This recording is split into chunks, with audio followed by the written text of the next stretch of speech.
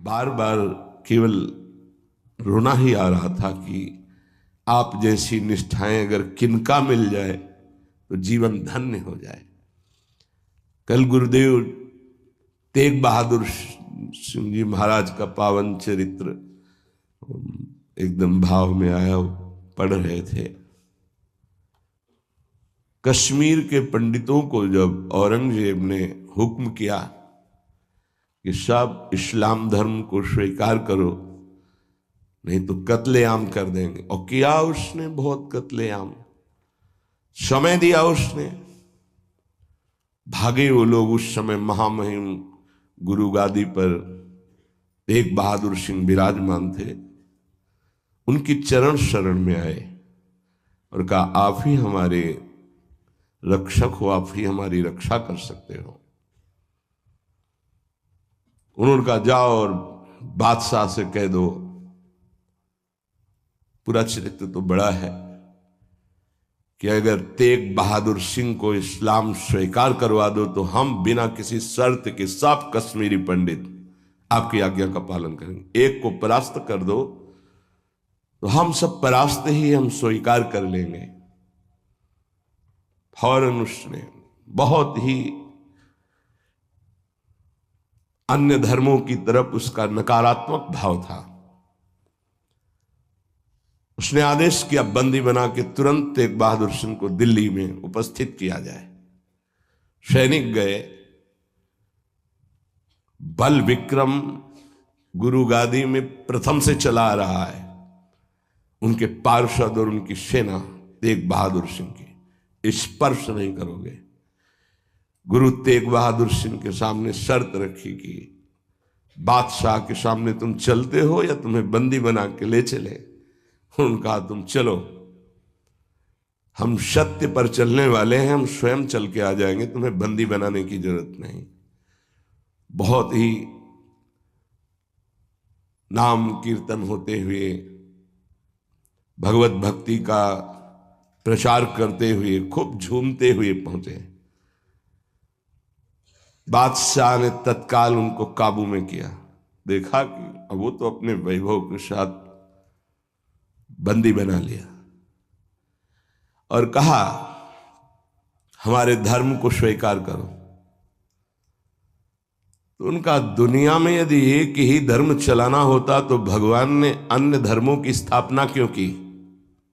इसका मतलब है अपनी अपनी जगह अपने धर्म का पालन करना परम कर्तव्य है। तो तुम अपने धर्म में मुझे कैसे बदल सकते हो? तुम्हारी सामर्थ्य नहीं है।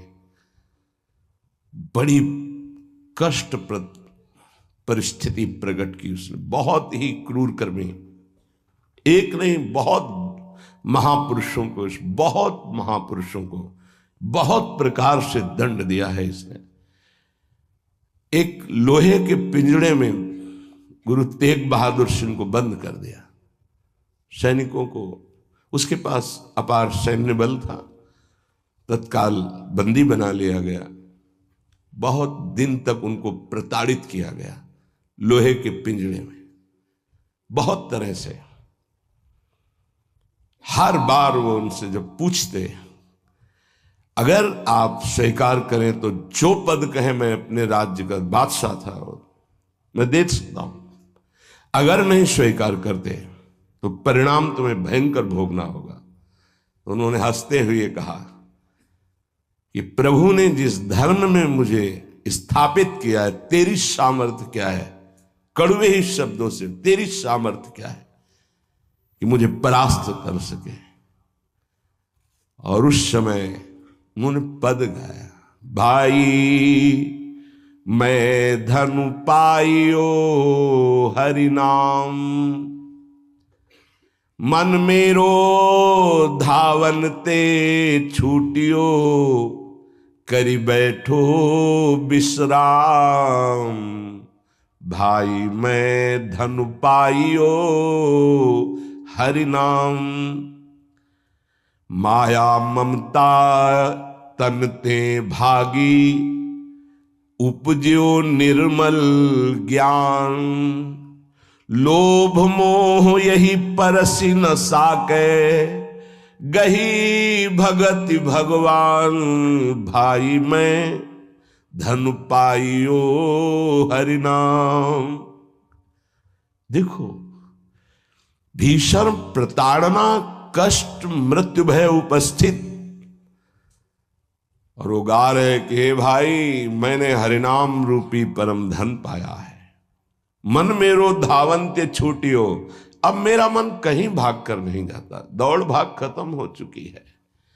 करी बैठो विश्राम, अब तो नाम में विश्राम पा गया है।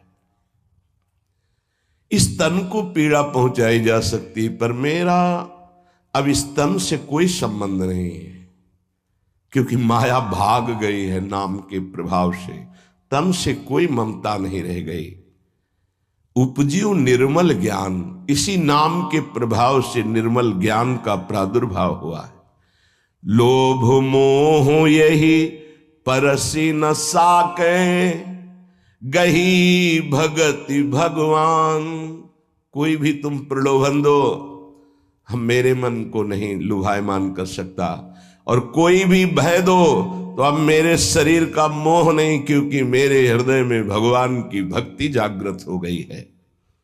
जन्म जन्म का संसार चूका, रतन नाम जब पाइया, तृष्णा सकल विनाशी मनते, निज सुख माहि समाइया। जन्म जन्म हो गए भटकते हुए, अब कोई संशय नहीं रहा। मुझे नाम रूपी रतन मिल गया, सब संशय खत्म हो चुके हैं। जीने की भी तृष्णा खत्म हो चुकी है, सकल वासना नष्ट हो चुकी है। मेरा मन निज सुख में समा गया है। जाको होत दयालु कृपा निधि, सो गोविंद गुण गावे। कहु नानक इह विधि को संपे, को गुरुमुखी पावे। कह रहे, जिस पर भगवान दयालु होता है, कृपा निधि होता है, वही भगवान के नाम गुण को गा पाता है। नानक साहब कहते हैं, अब कोई संशय नहीं, कोई इच्छा नहीं, क्योंकि गुरु को समर्पित हो गया और गुरु मुख से नाम पा गया। ये बहुत बड़ी उपलब्धि है। अब इसका परिवर्तन नहीं हो सकता। कोई संशय नहीं रहा, कोई मोह ममता नहीं रही। हमारे हृदय में नाम विराजमान है। मेरा मन सुख सिंधु में समा गया है। हरि के नाम बिना दुख पावे, भगति बिना सहसा नहीं चूके। गुरु यह भेद बतावे, हरि के नाम बिना दुख पावे। अगर गुरुदेव का आश्रय नहीं हुआ, गुरु मुख से नाम नहीं मिला, तो हृदय में भक्ति नहीं आएगी। भक्ति नहीं आई तो जीवन व्यर्थ चला जाएगा। जिसकी जिह्वा पे नाम नहीं है उसी को दुख व्यापता है, जिसकी जिह्वा पे नाम है उसको कभी दुख स्पर्श कर ही नहीं सकता। कहा भय तीरथ व्रत किए, नाम शरण नहीं आवे। जोग यज्ञ निफल तिह मानो, जो प्रभु जस बिसरावे। क्या हुआ? आपने तीर्थ कर लिया, तपस्या कर लिया, दान कर लिया, लेकिन तुम नाम की शरण में नहीं हुए। नाम नहीं जप किया, भगवान के यश नहीं गाए, तो जोग यज्ञ तीर्थ याटन सब बेकार हो गया।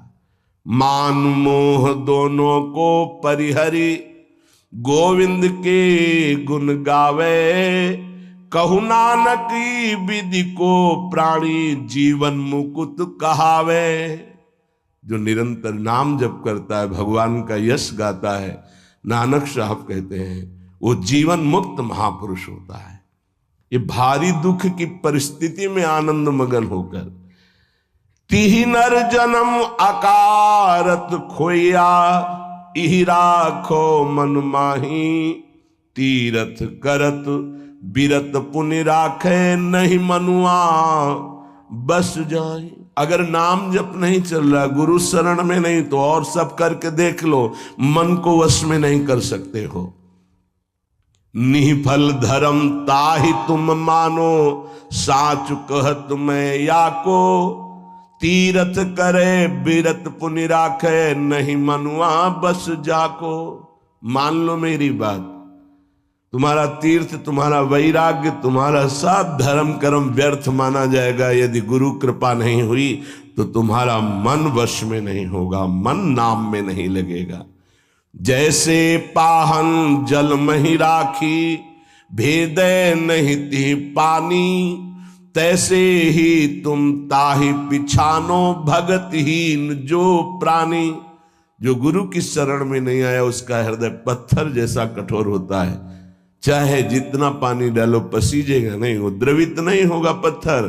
ऐसे ही अगर गुरु की शरण में नहीं आया तो हृदय उसका मलिन बना रहता है।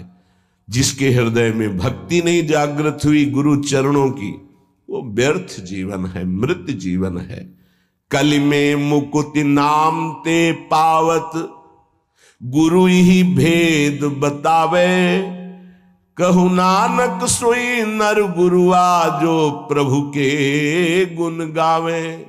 वही गुरु का है जो प्रभु का नाम और प्रभु का जस निरंतर गाता रहता है। बड़ा उनके ऊपर जुल्म किया, भारी पीड़ा पहुंचाई गुरु तेग बहादुर सिंह के ऊपर। उन्होंने कहा कि मैं अपना धर्म कभी नहीं छोड़ सकता, जितना चाहे तू पीड़ा दे दे, और डर उस परमात्मा से, जुल्म मत कर। लेकिन वो तो क्रूर कर्मी, वो गुस्से से लाल हो गया, बहुत तरह से पुनः पीड़ा पहुंचाई। इसमें तो सारांश में बता, बहुत पीड़ा पहुंचाई, बहुत डराया, लेकिन वो पर्वत के समान अटल रहे। बस जो जीवन में है वो भगवान का नाम और भगवान का गुण है। लोहे के पिंजड़े में बहुत दिन तक बंद रखा, प्रताड़ना दी, कुछ भी खान पान नहीं। जब देख लिया हार गया कि किसी भी तरह टूटने वाले नहीं, तो संवत 1732 विक्रम का दिन था, मार्गशीर्ष महीना। उनको पिंजड़े से निकलवाया और कहा तुम्हारी इच्छा क्या है अंतिम। उन्होंने स्नान की इच्छा जागृत की और एक बट वृक्ष था उसके नीचे बैठे और गुरु साहब का ध्यान करते हुए, जपुजी नाम का उनके यहाँ उसका पाठ किया और ध्यानस्थ हो गए। उसी समय सैयद आदम शाह नाम के उन्हीं के पार्षद ने, जो औरंगजेब था, गर्दन उतार दी। इन महापुरुषों ने या और भी धर्मावलंबी महापुरुषों ने बहुत कष्ट सहे। सोचो जरा, अगर ऐसी थोड़ी सी भी बात प्रतिकूल हो जाती तो भगवान पे संशय कर लेते। जरा इन गुरु साहब महापुरुषों की बात जरा ध्यान देकर देखो, अपने धर्म को नहीं त्यागा, भयानक पीड़ा पाई। ऐसे चमड़ी सहित बाल नोचवा लिए गए, तप्त कड़ाहे पे बैठाल कर ऊपर से चलती हुई तप्त बालू डाली गई, कीले ठोक दी गई, घाव के घाव अंगों में कर दिए गए। कभी आह नहीं, अपने धर्म से नहीं टूटे। बीच से आला चौराहे पर खड़े होकर के चलवा दिया गया, आला चलवा दिया, आराम आराम से, थोड़ा थोड़ा ऐसे रोक रोक करके, लेकिन शब्द है राम राम राम। जिस मार्ग में निकला गया है भगवत मार्ग, बहुत ही निष्ठापूर्वक इसका निर्वाह किया जाता है अपने धर्म का। उपासक इन महापुरुषों से, गुरुजनों से, आगे चलने वाले जो महत जन है, उनसे ही निष्ठा प्राप्त करता है। निष्ठा का स्वरूप क्या है? अनुकूलता, प्रणाम नमस्कार नहीं। भारी प्रतिकूलता और प्राणों को प्रतिपल कष्ट मिले तो भी जो ना टूटे उसे निष्ठा कहते हैं। बड़े बड़े महापुरुषों ने इस भागवतिक धर्म, महान धर्म को स्वीकार करके हर कष्ट सहा है।